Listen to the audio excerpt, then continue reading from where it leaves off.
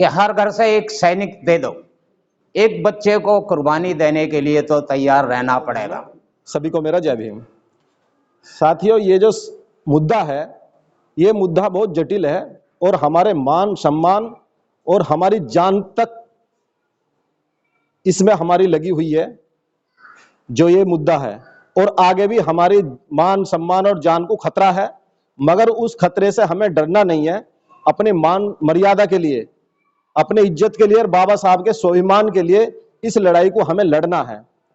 जो लड़ाई अब से काफी समय पहले लड़ी गई थी, सन 1964 में, और ये लड़ाई बाबा साहब की प्रतिमा जो पार्लियामेंट में है उसको लगवाने के लिए लड़ी गई थी। और उस समय प्रोफेसर बुद्धप्रिय मौर्य जी हुआ करते थे अलीगढ़ के, और अलीगढ़ से वो सांसद भी रहे, गाजियाबाद से भी सांसद रहे, और फिर वो केंद्र में मतलब वो मंत्री संतरी भी रहे। मगर उन्होंने समाज को जगाने के लिए और बाबा साहब को पहचानी, इस उत्तर भारत में बाबा साहब को पहचान दिलाने के लिए, उनकी लड़ाई लड़ने के लिए सबसे महत्वपूर्ण, सबसे ज्यादातर काम उन्होंने किया। और उन्हीं की अगुवाई में आरपीआई की और समता सैनिक दल और बाबा ये बीपी मौर्य जी उसकी लीडरशिप कर रहे थे। तो ये प्रतिमा जो लगी है बड़ी कठिनाइयों से लगी है। आप जैसे बुजुर्ग लोगों ने 4 साल तक आंदोलन किया और 4 साल में कम से कम 4.25 लाख लोग जेल में गए, और उस जेल में जाने के साथ उन पर अत्याचार भी हुए, मारपीट भी हुई, बीपी मौर्य के साथ भी मारपीट हुई। और मैं एक और बात बतानी चाहता हूं, उनके साथ साथ जो हमारी माताएं बहनें बैठी हैं वो भी उस समय जेल में थी। और ये भी एक इतिहास है, जिस आजादी की लड़ाई उन्होंने लड़ी थी, हम सब लोगों ने मिलकर, इसी तरह से ये प्रतिमा की लड़ाई लड़ी गई थी। और हमारी बहन बेटियों ने, हमारी माताओं ने हमारे जैसे नौजवानों को जन्म भी जेल के अंदर ही दिया था। ये भी एक सच्चाई है जो क्रांतिकारियों के खून में होती है। तो ये प्रतिमा बड़ी कठिनाइयों से लगाई गई है, कोई आसानी से नहीं लगाई गई है। और उन्होंने जब हटाई है तो बहुत ही मतलब षड्यंत्र के तहत हटाई है, क्योंकि 4 तारीख को रिजल्ट आने वाले थे, 3 तारीख को उन्होंने रात को हटा दी कि हम फुल फ्लैश गवर्नमेंट में आएंगे, अब हम कुछ भी कर देंगे, वो संविधान भी बदलेंगे।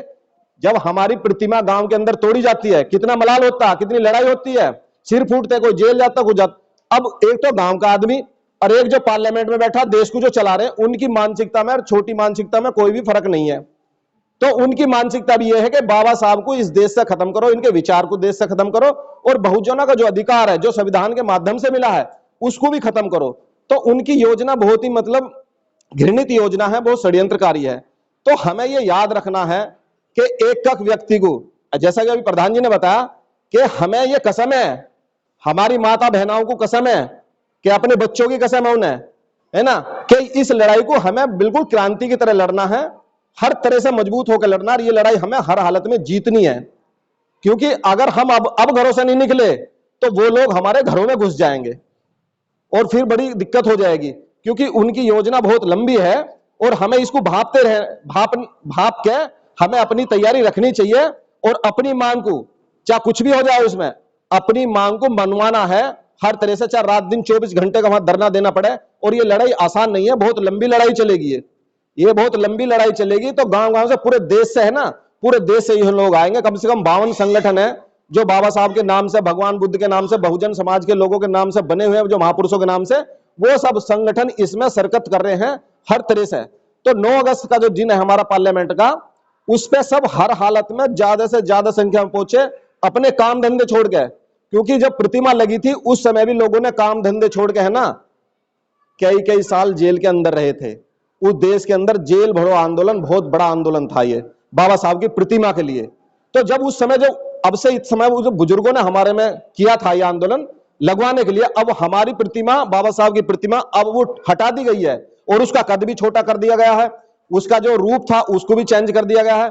तो अब हमारी जो नौजवान है उनकी ज्यादा मतलब जिम्मेदारी बनती है उस प्रतिमा को वहीं लगवाना। अगर हम वो प्रतिमा नहीं लगवाए तो हमारा ये जीवन है ना, बिल्कुल नर्क का जीवन है। हमें बिल्कुल भी किसी तरह से हमें यहाँ बात करने का कोई अधिकार नहीं है। ये बहुजन समाज के मान और सम्मान और बाबा साहब के मान सम्मान की बात है, इसलिए हमें अपने घरों से निकलना पड़ेगा, इस लड़ाई को जीतना पड़ेगा और डरना नहीं है। ये मैं आपको बता रहा हूं, डरना नहीं है किससे, क्योंकि वो लोग हमें डराना चाहेंगे ताकि हम अपने घरों में से न निकलें, और वो अपना काम पूरा कर देंगे। तो हमें डरना नहीं है, निडर और निर्भीक हो गए, निस्वार्थ हो गए, बिल्कुल मेहनत से, ईमानदारी से इस काम को हमें करना है। और गांव गांव, मैं बता रहा हूं, गांव गांव जाकर, अभी हमारी प्रचार सामग्री छपने वाली है, कल परसों में आ जाएगी।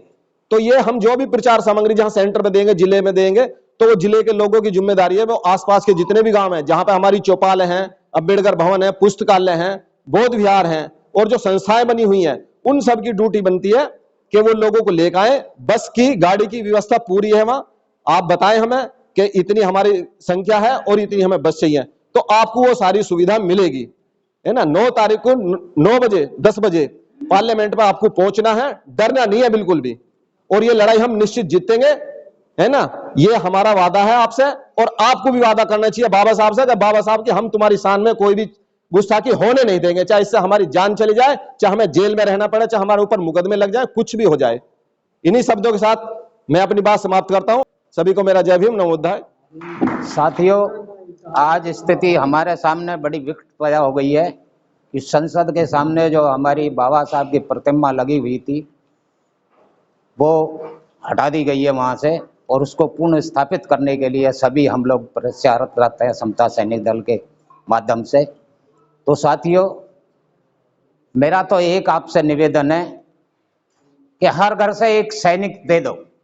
एक बच्चे को कुर्बानी देने के लिए तो तैयार रहना पड़ेगा, क्योंकि जो बाबा साहब ने हमें दिया है उसको बरकरार आने वाली हमारी जो बच्चे हैं, ये इनका जो भविष्य है सुनहरा नहीं है। आपको 26 में रिजल्ट मिलने का ज्यादा दूर नहीं है। 26 आरक्षण की 26 जो है अभी इस पर समीक्षा होनी है, और तब पता लगेगा कि यह आगे क्या करते हैं।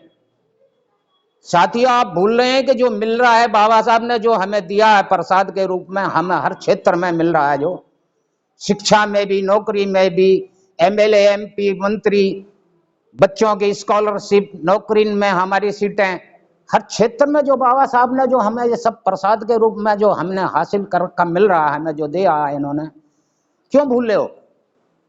ये भूलने की चीज नहीं है। और जहां तक कि वहां तक प्रतिमा हटाने की बात है बाबा साहब की, वो एक हमारे मान सम्मान को बाबा साहब के को ठेस लगाने के तरीके से हम उस उद्देश्य से उसे देख रहे हैं, जो हमें बर्दाश्त नहीं है, और किसी भी हालत में ये बर्दाश्त होगा भी नहीं। हम भी चैन से बैठेंगे नहीं जब तक हमारी प्रतिमा पूर्ण स्थापित वहां संसद भवन पे नहीं हो जाएगी। ये तय है, फिक्स की है 9 तारीख 9 अगस्त धरने प्रदर्शन के लिए संसद पे। और हो सकता है इस 9 में ही मामला सुलझ जाए, और अगर ऐसा हो सकता है नहीं भी सुलझा तो आगे भी और लंबी लड़ाई लड़नी पड़ जाएगी, तो उससे भी पीछे नहीं है। तो जरूरत हर घर से एक एक सैनिक देने की है। मन बना लो कि हमें अपने प्रति सुरक्षा रक्षा, बहन बेटियों की जो भी अत्याचार हो रहे हैं, बुलंदशहर की घटना है, ज्यादा लंबा समय नहीं बीता, हमारे माननीय महोदय जी सामने बैठे उमेश सिंह गौतम जी, हम मौजूद थे। एसपी को, डीएम को ऐसा धमका दिया था कि हम आपके नौकर नहीं है, आप हमारे नौकर हो और यहां आके बात करिए, और वहीं आना पड़ा और वो मांग पूरी कराई जो होनी चाहिए थी। 304 में उन्होंने एक्सीडेंट दिखाया, जो 302, 307 और अपहरण की प्लस जो आर्थिक मदद की बात थी वो भी दिलवाई। सामने बैठे और हम भी मौजूद थे। तो जब तक हमारे पास संगठन नहीं है और हम संगठन के साथ मजबूती से नहीं खड़े रहेंगे, हम सब आप मिलके, तो कुछ भी हासिल जो हमें मिला हुआ है या बाबा साहब का दिया हुआ, इसे इतना आसान जो मान रहे हैं ना, अब समय वो नहीं है आसानी से हासिल करने का।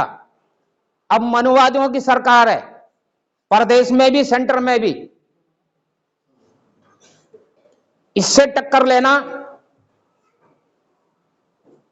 मामूली बात नहीं है, और लेंगे हम टक्कर और कामयाब भी होंगे, ये तय है। और जब तक कामयाब नहीं होंगे कदम पीछे भी नहीं हटेंगे, चाहे हमें अपनी कुर्बानियां देनी पड़ जाएं। तो साथियों, ज्यादा ना कहते हुए मन बना लो, हर घर से एक सैनिक निकाल कर दे दो हमें।